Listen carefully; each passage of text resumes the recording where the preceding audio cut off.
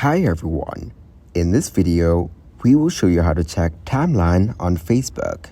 I have the Facebook app open. You can also use facebook.com.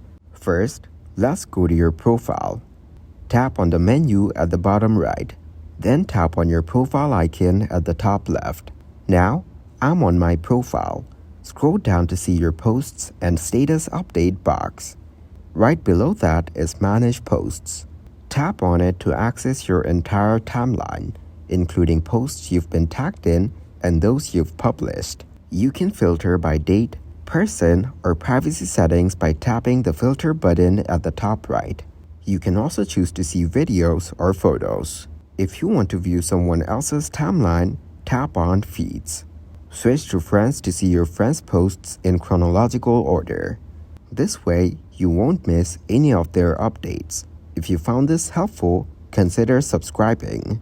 Thanks for watching, like the video, and subscribe to the channel for more content like this.